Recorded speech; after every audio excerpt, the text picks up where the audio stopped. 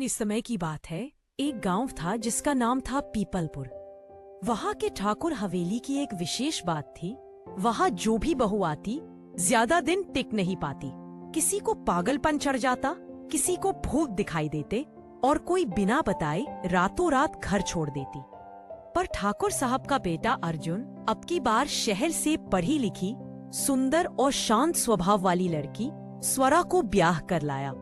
पूरे गांव में चर्चा थी, देखो इस बार कितने दिन टिकेगी ये बहू। शादी बहुत धूमधाम से हुई। स्वरा ने आते ही सबका दिल जीत लिया। सास को तेल मालिश, ससुर के लिए वक्त पर दवा, नौकरों से भी अदब से बात।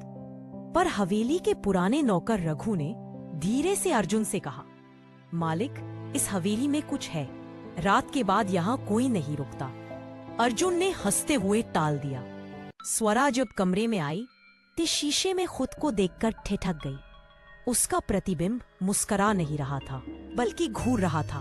उसने पलटकर देखा, पीछे कुछ नहीं था। अगली सुबह सब सामान्य था।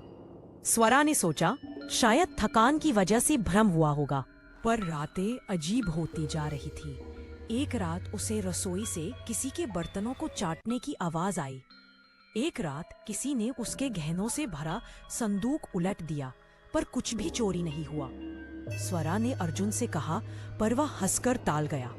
गांव में हवा ऐसी है, लोग डरावनी कहानियां बना लेते हैं। फिर एक दिन एक बूढ़ी औरत हवेली के बाहर आई और स्वरा से बोली, इस हवेली की बहुएं कभी सास नहीं बनती, क्योंकि चुड़ैल को बहू बनकर रहना है। स्वरा डर गई, पर वो औरत हंसती हुई जंगल की ओर चली गई। स्वरा ने अब खुद ही रहस्य सुलझाने का निर्णय लिया। उसने रात को सोने का नाटक किया और आधी रात को चुपचाप उठकर हवेली की तहखाने की ओर चली गई। वहां एक पुराना कमरा था जो हमेशा बंद रहता था। उसने चुपके से उसकी कुंजी निकाली और दरवाजा खोला।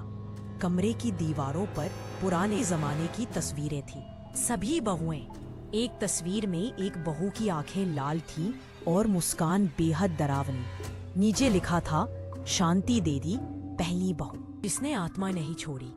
स्वरा समझ चुकी थी, ये चुड़ैल उसी बहू की आत्मा है जो इस हवेली को नहीं छोड़ना चाहती। उस रात स्वरा ने कमरे में हवन किया, दीप जलाए और मन ही मन बोली, मैं तुम्हारा स्थान नहीं लूंगी, लेकिन अगर तुम्हें मुक्ति चाहिए तो बताओ कैसे। दिया बुझ गया। कमरे में ठंडी हवा चलने लगी।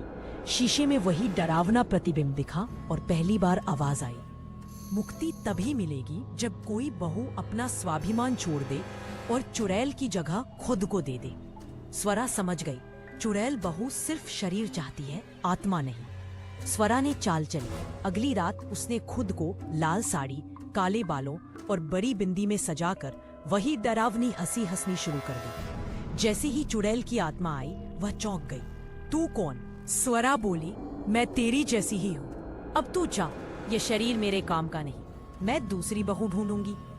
चुड़ैल भ्रम में पड़ गई। उसे लगा कोई और आत्मा आ गई है। स्वरा ने तब हनुमान चालीसा पढ़ना शुरू किया और काले धागे से बंधा नींबू उस आत्मा पर फेंका। भयंकर चीख के साथ चुड़ैल गायब हो गई। उस दिन के बाद हवेली में शांति हो गई।